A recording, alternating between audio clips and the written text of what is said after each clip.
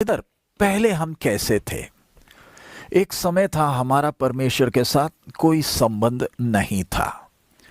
हम पाप में, इधर जैसे हिंदी में पढ़ा है, हम अपने पापों के कारण मरे हुए थे। मरे हुए का मतलब परमेश्वर से कोई नाता नहीं था। हमें मालूम था कि परमेश्वर है, हम अपने रिवाजों के अनुसार रिवाज करते थे, लेकिन सर्वशक्तिमान के साथ नाता या संबंध नहीं था।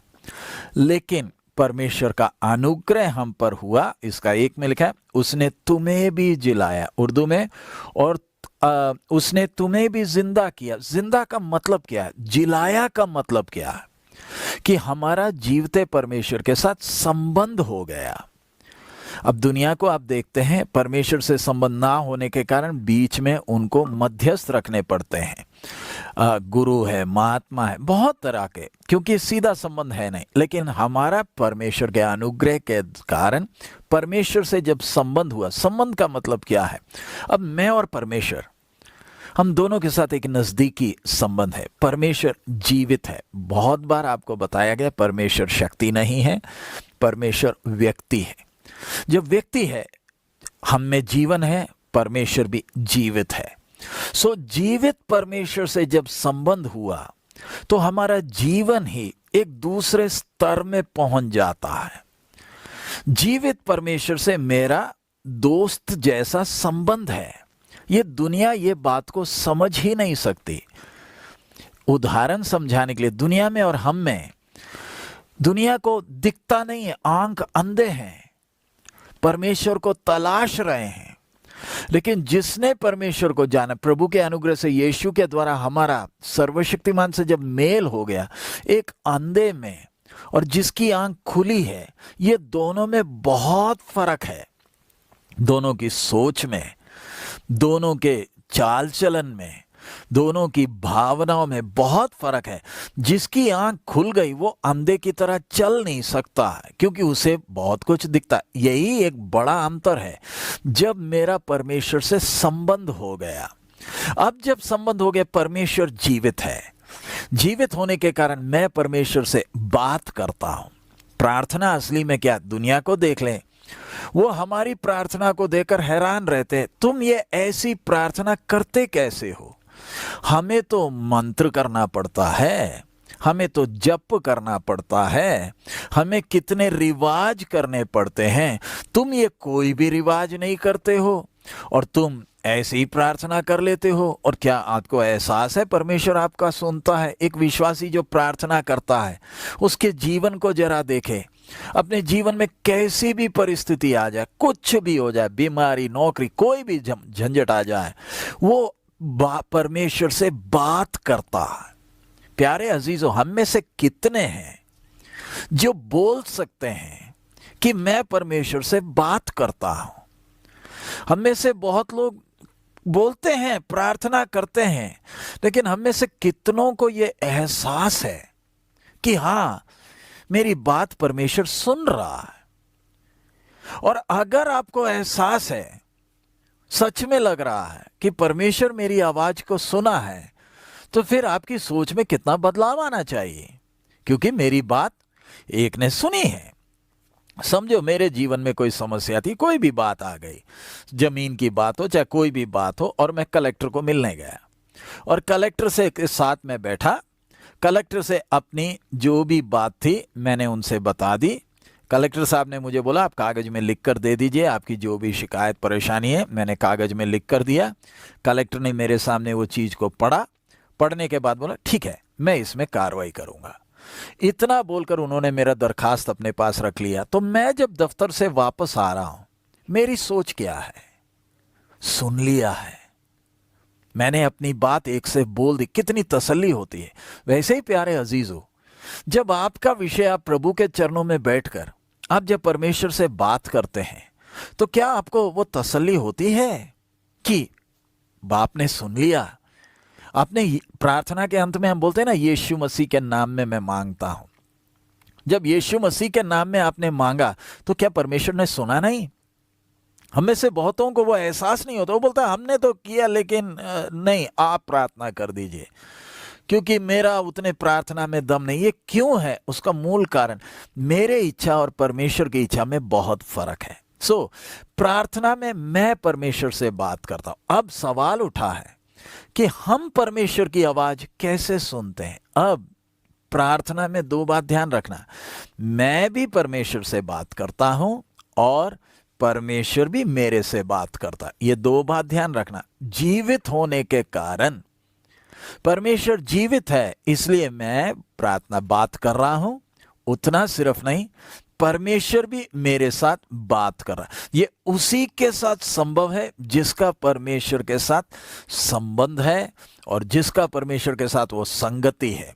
वो संबंध और संगति तभी हो पाएगा अगर आप में से कोई पहली बार सुन रहा है। अगर जीवते परमेश्वर के साथ संबंध होना है, एक ही रास्ता है, स्वर्ग और आसमान के नीचे पृथ्वी के ऊपर एक ही रास्ता है, यीशु को प्रभु कर कर मानना है, तब परमेश्वर के साथ मेल होता है। अब जिस किसी ने यीशु को जीवन दिया और आप परमेश्वर की आवाज को सुनना चाहते हैं, तो सबसे पहले एक सवाल, परमेश्वर जीवित है, अवश्य बात करता है, मेरे से बात करता है, तभी मैं आपसे भी कहता हूं वो आपसे भी बात करता है। आप में से बहुत लोग हैं जो परमेश्वर की आवाज सुनते हैं। तो अब आवाज सुनना है तो आप क्यों सुनना चाहते हैं? इधर आती है पहली बात, क्यों सुनना चाहते हैं। इधर एक बात ध्यान रखना, हम हमेशा परमेश्वर की आवाज सुन रहे हैं, हम सब सुन रहे हैं, परमेश्वर बात कर रहा है, लेकिन दिक्कत क्या है? हम उस आवाज को पहचान नहीं पा रहे हैं। आपको याद है, अभी तो यूट्यूब, इंटरनेट सब आ गया, एक समय रेडियो, ऑल इंडिया रेडियो था, दूरदर्शन अभी भी है, ऑल इंडिया रेडियो भी है।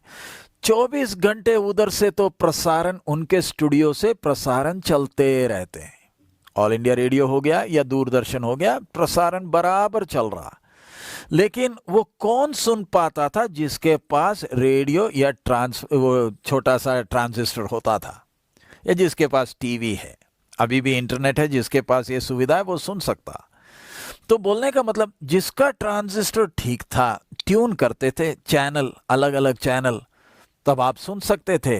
अरे वो चैनल आया शॉर्ट वेव में, और उसके बाद अलग मीडियम वेव था, शॉर्ट वेव था, सो एफएम में, सो ये सारी चैनल्स में 24 घंटे प्रोग्राम चलने होगा। जब आप ट्यून इन करते तब आपको सुनाई देता। इसी प्रकार सर्वशक्तिमान परमेश्वर मेरे से और आपसे निरंतर बात कर रहा है, निरंतर कर रहा है। दिक्कत, मेरा ट्रांजिस्टर खराब है। ट्रांजिस्टर का मतलब, मैं उस परमेश्वर की आवाज को पहचान नहीं पा रहा। बात इधर आ रही है। अभी जैसे आपने देखा होगा, घरों में डिश एंटीना लगा है। डिश एंटीना एक दिशा में लगा है। वो दिशा क्यों? क्योंकि ऊपर से उपग्रह का सिग्नल उसने पकड़ना है। वैसे ही जब मेरा उद्धार हुआ, जब मैंने परमेश्वर से मेल हुआ, मैं अब परमेश्वर की आवाज को सुन सकता हूं। यह पहले संभव नहीं था क्योंकि मैं पाप में मरा हुआ था। अब मैं सुन सकता हूं। अब लेकिन परमेश्वर की आवाज आ रही है, लेकिन मेरे अंदर कुछ दिक्कत होने के कारण मैं पहचान नहीं पा रहा। और वो दिक्कत क्या है? सबसे पहले, मैं अपनी दुनिया में लगा हूं, मेरी अपनी सोच है, मेरे अपनी भावनाएं हैं, मैं उनमें टुन होने के कारण परमेश्वर की आवाज को मैं सुन नहीं पा रहा। इधर निकाल लीजिए, यूहन्ना 10वां अध्याय 3 से 5 हम पढ़ेंगे। यूहन्ना रचित सुसमाचार 10वां अध्याय 3 से 5, जॉन 10 3 to 5। यहां पर हम पढ़ रहे हैं, उसके लिए द्वारपाल द्वार खोल देता है और भेड़ें उसका शब्द सुनती है, और वह अपनी भेड़ों को नाम लेकर बुलाता है और बाहर ले जाता है। जब वो अपने सब भेड़ों को बाहर निकाल चुका है तो उनके आगे आगे चलता है, और भेड़ें उसके पीछे पीछे हो लेती हैं, क्योंकि वह उसके शब्द पहचानती है। परंतु वे पराये के पीछे नहीं जाएंगे, परंतु उससे भागेंगी, क्योंकि वे पराये का शब्द नहीं पहचानती। मैं उर्दू में भी पढ़ूंगा। यूहन्ना की इंजील 10वां बाप उसका 3 से 5, यूहन्ना 10वां बाप उसका 3 से 5 में पढ़ रहा हूं। उसके लिए दरवाजा खोल देता और भेड़ें उसकी आवाज सुनती हैं और वह अपनी भेड़ों को नाम ब नाम बुलाकर बाहर ले जाता है। जब वो अपनी सब भेड़ों को बाहर निकाल चुकता है तो उनके आगे आगे चलता है और भेड़ें उसके पीछे पीछे हो लेती हैं, क्योंकि वो उसकी आवाज पहचानती हैं। मगर वो गैर शख्स के पीछे ना जाएंगी बल्कि उससे भागेंगी, क्योंकि गैरों की आवाज नहीं पहचानती। सो इधर हमें साफ समझ में आ रहा है, चरवाहे की आवाज को भेड़ें पहचानती हैं और उसकी आवाज सुनते सुनते उसके पीछे चलते हैं। साफ साफ प्रभु यीशु का वचन है कि चरवाहा भेड़े बाहर, जब वह अपनी सब भेड़ों को बाहर निकाल चुकता है तो उसके आगे आगे चलता है और भेड़ें उसके पीछे पीछे हो लेती हैं, क्योंकि वह उसका शब्द पहचानती हैं। सो इधर उदाहरण दिया हुआ चरवाहा और भेड़ें, मैं और आप वो भेड़ें हैं और प्रभु यीशु हमारा चरवाहा है। सो अगर प्रभु यीशु के पीछे पीछे चलना है तो उसके शब्द को पहचानना है, आवाज को पहचानना है, तभी हम उसके पीछे चल पाएंगे। सो हमारा प्रभु हमसे निरंतर बात करता रहता है, लेकिन दिक्कत क्या है कि हम ट्रांजिस्टर में खराबी किधर है, हम अपनी दुनिया में हैं, हम अपनी सोच में हैं, अपनी कल्पनाएं हैं, अपनी योजनाएं बना रहे हैं। जब ये सब हमारा प्रोग्राम चल रहा है तो परमेश्वर की आवाज को आप कैसे पहचानेंगे, क्योंकि आप व्यस्त हैं।